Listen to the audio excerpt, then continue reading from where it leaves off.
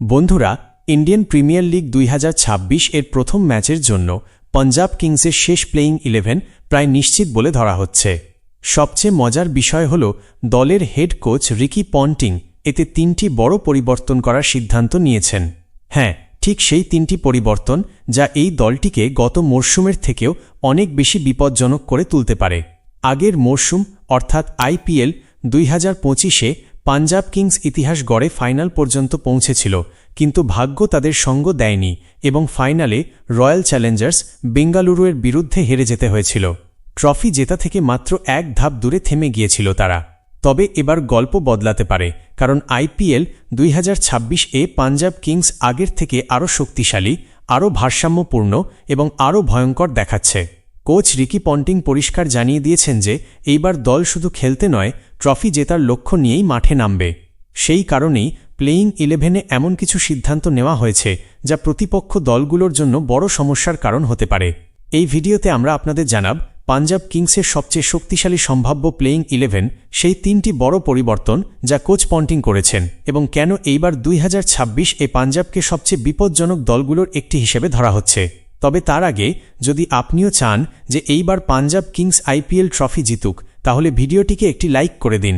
এবার কথা বলা যাক পাঞ্জাব কিংসের দল এবং তাদের স্কোয়াড নিয়ে। IPL 2026-এর জন্য পাঞ্জাব কিংস মিনি অকশনে অংশ নিয়েছিল, তবে দলের মূল কাঠামো আগেই বেশ শক্তিশালী থাকায় তারা খুব বেশি পরিবর্তন না করে প্রায় একই দল বজায় রেখেছে।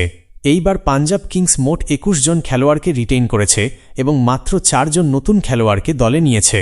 এর মানে পরিষ্কার, টিম ম্যানেজমেন্ট তাদের খেলোয়াড়দের উপর ভরসা রাখছে এবং তারাই আবার মাঠে নেমে দলের আশা এগিয়ে নিয়ে যাবে। মিনি অকশনে দল কিছু চমকপ্রদ কেনাকাটাও করেছে। অস্ট্রেলিয়ার এক ফাস্ট বোলার বেন শিয়াসকে 40 কোটিতে দলে নেওয়া হয়েছে। এছাড়া কুপার কনলিকে 3 কোটি টাকায় অন্তর্ভুক্ত করা হয়েছে। ভারতীয় খেলোয়াড়দের মধ্যে প্রবীণ দুবে এবং বিশাল নিষাদকেও স্কোয়াডে জায়গা দেওয়া হয়েছে।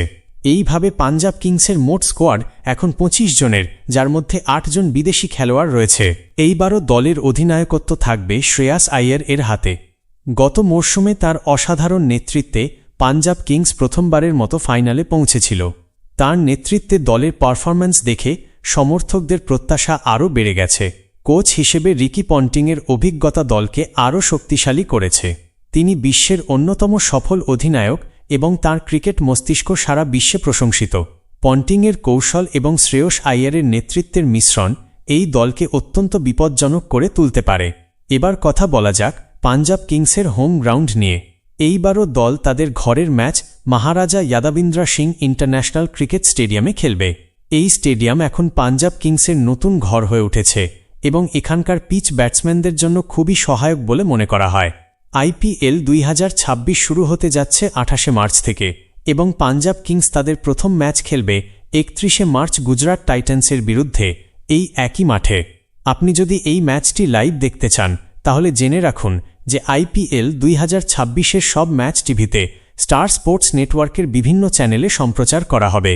আর মোবাইল বা অনলাইনে দেখতে চাইলে জিও হটস্টার অ্যাপ এবং ওয়েবসাইটে লাইভ স্ট্রিমিং উপভোগ করতে পারবেন। অর্থাৎ আপনি টিভি বা মোবাইল যে কোনো মাধ্যমে ঘরে বসেই এই উত্তেজনাপূর্ণ ম্যাচ দেখতে পারবেন। এখন আসা যাক সবচেয়ে গুরুত্বপূর্ণ প্রশ্নে, এই ম্যাচের জন্য পাঞ্জাব কিংসের সবচেয়ে শক্তিশালী প্লেয়িং 11 কী হতে পারে?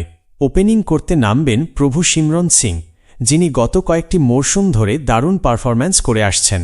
তাঁর ব্যাটিংয়ের সবচেয়ে বড় বৈশিষ্ট্য হল শুরু থেকেই আক্রমণাত্মক খেলা এবং পাওয়ার প্লের পুরো সুবিধা নেওয়ার চেষ্টা। যদি শুরুতেই তিনি ছন্দে চলে আসেন, তাহলে বোলারদের জন্য বড় সমস্যা হয়ে দাঁড়াতে পারেন। তাঁর সঙ্গে ওপেনিং করতে নামবেন প্রিয়াংশু আর্য, যিনি একজন তরুণ প্রতিভাবান খেলোয়াড় এবং এইবার তাকে বড় দায়িত্ব দেওয়া হতে পারে। সুযোগ পেলে তিনি দলের জন্য দ্রুত শুরু এনে দিতে পারেন।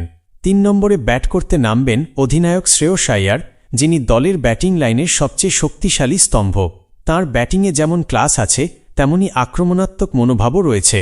দলকে ইনিংস সামলাতে হোক বা দ্রুত রান তুলতে হোক, দুই ক্ষেত্রেই তিনি অসাধারণ ভূমিকা রাখতে সক্ষম। শ্রেয়স আইয়ারের ব্যাটিংয়ের সবচেয়ে বড় বিশেষত্ব হল তিনি চাপের মধ্যেও ভীষণ শান্ত থেকে খেলেন। যখন শুরুতেই দ্রুত উইকেট পড়ে যায় এবং দল কঠিন পরিস্থিতিতে পড়ে, তখন আইয়ার ক্রিজে এসে ইনিংস সামলানোর দায়িত্ব নেন। তিনি তাড়াহুড়ো করেন না, বরং বুদ্ধিমত্তার সঙ্গে ব্যাটিং করে ধীরে ধীরে দলকে শক্ত অবস্থানে নিয়ে যান। মিডল ওভারে স্পিন বোলিং খেলার ক্ষেত্রে আইয়ারকে বেশ দক্ষ মনে করা হয়। তার ফুটওয়ার্ক অসাধারণ এবং তিনি স্পিনারদের বিরুদ্ধে বড় শট খেলতে একদমই দ্বিধা করেন না।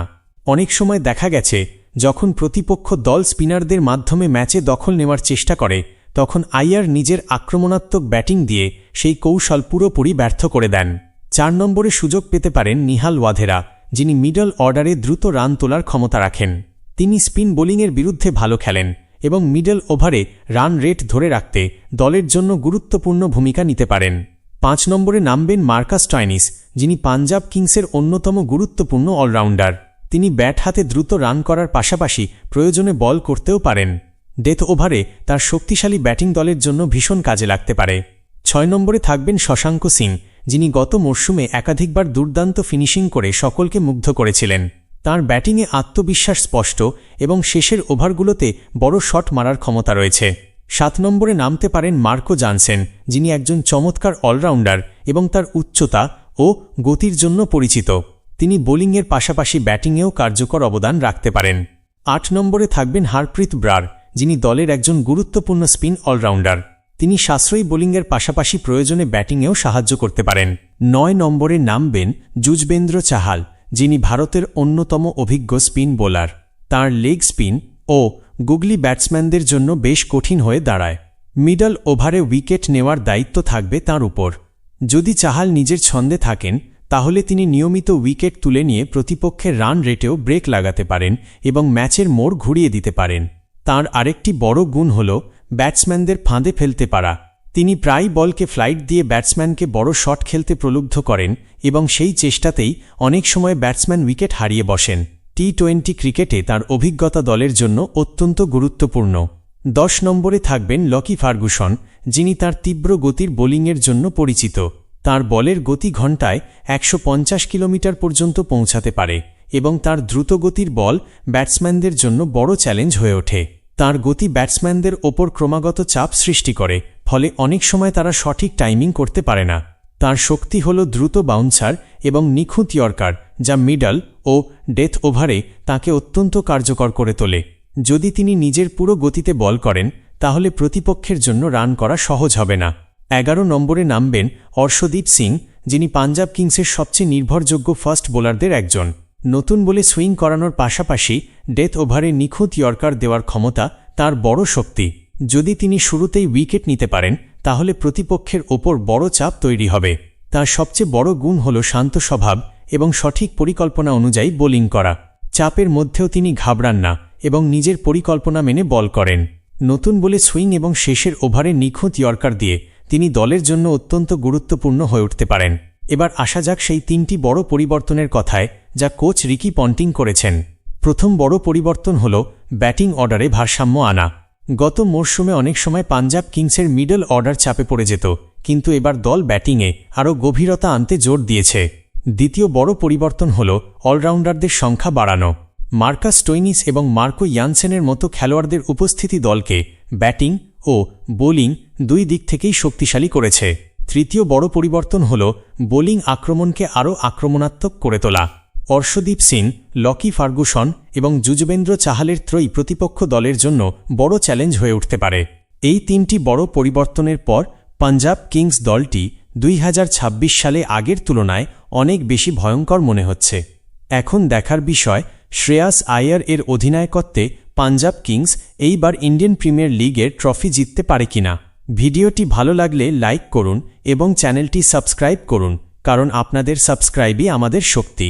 জয় হিন্দ, জয় ভারত।